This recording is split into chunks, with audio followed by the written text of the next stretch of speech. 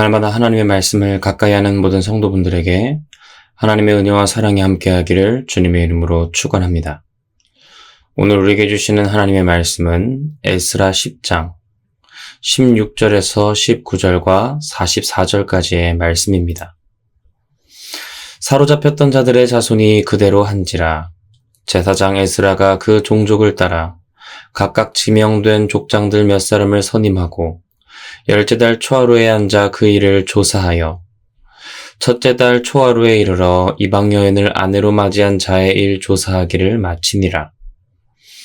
제사장의 무리 중에 이방 여인을 아내로 맞이한 자는 예수와 자손 중 요사닥의 아들과 그의 형제 마아세야와 엘리에셀과 야립과 그달랴라.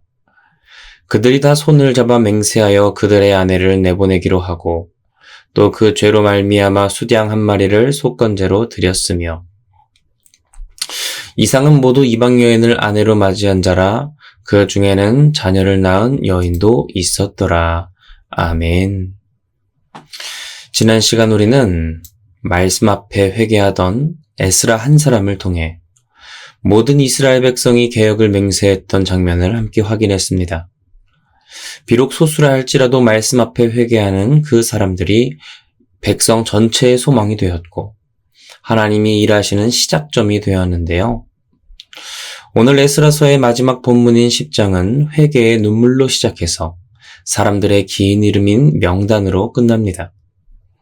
이 긴 명단을 모두 읽다 보면 지루하다고 느낄 수 있지만 성경은 그 긴 이름의 명단들을 통해 아주 중요한 진리를 전해주지요. 그것은 회개는 말로만 하는 것이 아니라 실제로 행동하는 것이라는 사실입니다. 오늘 이 말씀을 통해 백성의 눈물로 시작된 회개가 어떻게 완성되는지를 함께 살펴보길 원합니다. 먼저 16절 말씀입니다. 사로잡혔던 자들의 자손이 그대로 한지라. 이 한 문장이 오늘 본문의 첫 번째 핵심이지요. 여기서 성경이 강조하는 것은 그들이 무엇을 했는가 보다는 그들이 어떤 상태에 있었는가입니다. 사로잡혔던 자의 자손들, 이들은 과거에 바벨론에 사로잡혀 있던 사람들이지요. 포로의 아픔을 몸으로 겪은 사람들입니다. 그런데 더 깊이 들어가 보면 이들은 단지 나라에 사로잡혔던 사람들이 아니라 죄에 사로잡혀 있던 사람들이었습니다. 하나님의 율법을 알면서도 이방 여인을 아내로 취하며 하나님의 뜻보다 자신의 욕심과 편의를 따랐던 사람들인데요. 겉으로는 예루살렘에 돌아왔지만 내면은 여전히 죄의 포로 상태에 있었던 겁니다. 그런데 회개가 시작되자 이들이 붙잡히는 대상이 바뀌는데요. 이제는 더 이상 죄가 아니라 하나님의 말씀에 사로잡히는 것이지요. 그래서 성경은 오늘 말씀합니다. 그대로 행하니라. 이 표현은 단순히 말을 잘 들었다는 뜻이 아닙니다. 자기 생각을 덧붙이지 않고 핑계대지 않으며 시간을 끌지 않고 하나님의 말씀을 있는 그대로 받아들였다는 뜻이죠. 사람은 누구나 무엇인가에 사로잡혀 살아갑니다. 두려움에 사로잡히면 두려움이 선택을 이끌고 욕심에 사로잡히면 욕심이 우리의 방향을 정하지요. 또한 사람의 시선에 사로잡히면 시선이 우리의 삶을 이끌어서 결국 나의 신앙은 항상 흔들리게 됩니다. 하지만 우리가 하나님의 말씀에 사로잡히면 우리의 삶의 기준이 분명해지는데요. 그래서 회개는 단순히 우리의 감정이 뜨거워지는 사건이 아니라 내 마음의 주인이 바뀌는 사건입니다. 그래서 진정한 회개는 네, 알겠습니다에서 끝나지 않고 네, 그대로 행하겠습니다라는 고백으로 이어지며 그것이 결국 우리의 삶의 열매로 나타나게 되는 것이지요. 그래서 예수님께서는 열매로 그들을 알 것이라고 하셨습니다. 회개에서 행동으로 이어져 하나님 앞에 결실을 맺는 나무만이 하나님의 진정한 생명나무가 된다는 것입니다. 이어지는 17절 말씀을 보면요. 첫째 달 초하루에 이르러 이방 여인을 아내로 맞이한 자의 일 조사하기를 마치니라라고 하죠. 여기서 성경은 회개의 완성 시점을 분명히 밝히고 있습니다. 10월 초하루에 시작된 조사가 정월 초하루에 끝났다. 대략 석 달이 걸렸는데요. 이 말은 곧 에스라의 개혁이 감정적으로 순식간에 몰아친 일이 아니라 시간을 들여 끝까지 그리고 정성스럽게 감당한 순종이었다는 사실입니다. 히브리어 본문에서 마쳤더라라는 행에 해당하는 동사는 칼라인데요. 이 단어는 단순히 대충 끝냈다는 뜻이 아니라 하나도 남기지 않고 모두 완성했다, 완결지었다는 것을 의미합니다. 하나님 앞에서 미루어둔 죄가 없고 정리되지 않은 문제를 남겨두지 않았다는 것이지요. 성도 여러분, 회개가 어려운 이유는 시작이 아니라 마무리 때문입니다. 눈물을 흘리며 기도하는 것, 그것은 비교적 쉽지요. 하지만 우리가 결단을 삶의 행동으로 옮기는 것은 너무나 어렵습니다. 이스라엘 공동체는 하루 만에 끝낼 수 없는 일을 하루도 빠짐없이 감당했습니다. 그리고 성경은 그 끝을 정월 초하루로 기록하고 있지요. 정월 초하루는 새해의 첫날입니다. 새로운 시작의 날입니다. 왜 회개의 실행을 마치는 날이 이 날이었을까요? 회개가 마무리될 때 새로운 시작이 열린다는 겁니다. 죄를 남겨둔 채로는 새로운 출발이 없다는 것이지요. 정리되지 않은 그 죄 위에서는 하나님의 새 역사가 시작되지 않습니다.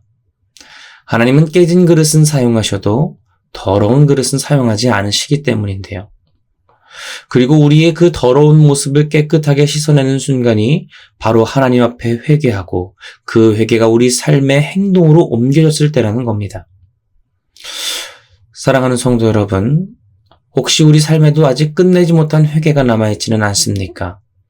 결심은 했지만, 알고는 있지만, 미루고 있는 나의 순종이 있지는 않는지 돌아보기 원합니다. 하나님은 우리 삶의 새로운 일을 시작하기를 원하시는 분입니다. 그리고 그 역사는 우리의 회개와 삶의 순종으로부터 시작되는 것이죠. 이어지는 에스라 18절부터 44절까지는 이방 여인을 아내로 취하였다가 말씀에 순종하여 집에서 내보낸 사람들의 명단입니다. 처음 읽을 때는 길고 이름들만 나오는 단순히 지루한 본문처럼 느껴지지요. 하지만 하나님께서는 이 명단을 에스라 성경의 마지막 장에 모두 다 남기셨습니다. 왜 그러셨을까요? 이 명단은 단순한 행정적인 기록이 아니라 순종에 대한 하나님의 말씀의 증언이기 때문입니다. 특별히 주목할 점은 이 명단의 첫머리에 제사장 가문이 등장한다는 사실인데요. 백성을 가르쳐야 할 사람들이, 말씀을 가장 잘 알아야 할 사람들이 사실 범죄하고 있었습니다. 그 모습을 본 백성들의 삶은 보지 않아도 당연한 결과이겠지요. 그래서 19절 말씀을 보면 그들이 손을 잡아 맹세하고 속건제를 드렸다고 기록합니다. 히브리어로 손을 잡아 맹세했다는 표현은 공식적이고 공개적인 책임을 진다는 뜻입니다. 백성들에게 모범이 되고 바른 길로 지도해야 할 제사장들이 앞장서 범죄하고 있었던 것이지요.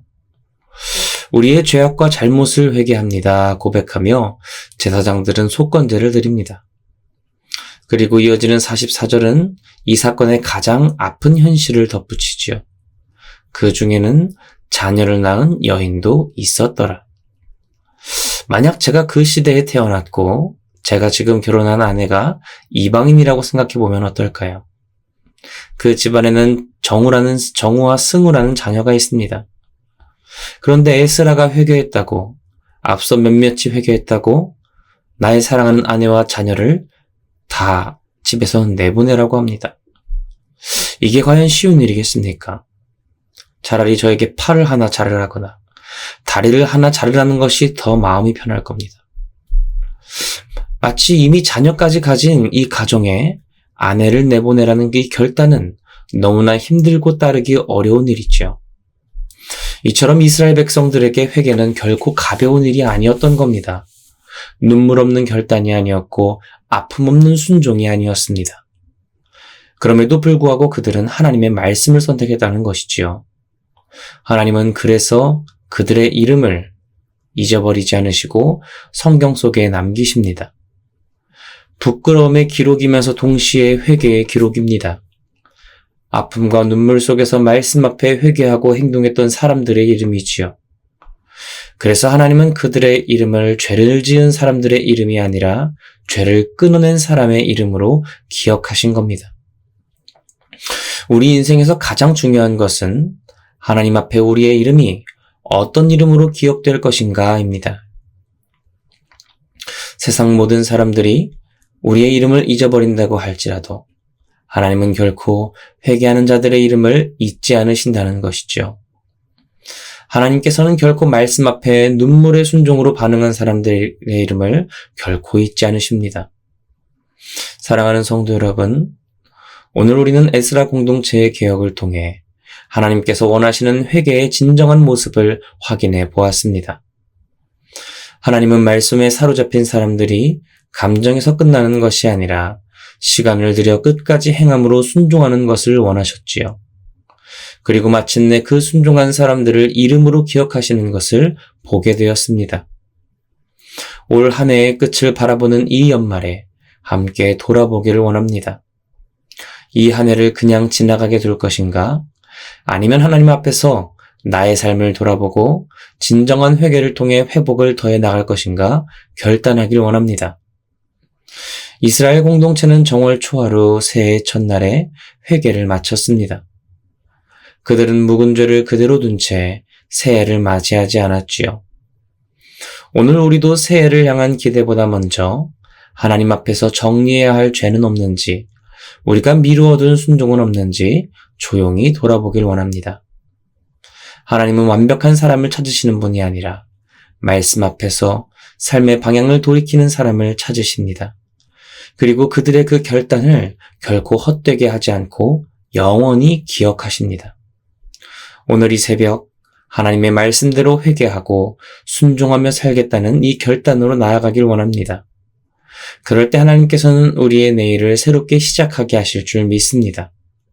오늘 말씀을 통해 말씀 앞에 정직하게 서서 하나님이 기뻐하시는 순종을 선택하는 저와 여러분이 되길 주님의 이름으로 축원합니다. 이 시간 말씀을 기억하며 함께 기도하겠습니다. 할렐루야. 은혜와 사랑이 많으신 주님, 오늘도 복된 이 하루를 허락하시고 에스라의 마지막 시간, 그 회개를 마지막까지 행하고 3달 동안 차근차근히 모든 것들을 정리하며 그리고 나서 새로운 한 해를 맞이한 이스라엘 백성들, 하나님은 그들의 이름을 기억하셨습니다. 한 영혼도 잊어버리지 않으시고 영원토록 남기셨습니다.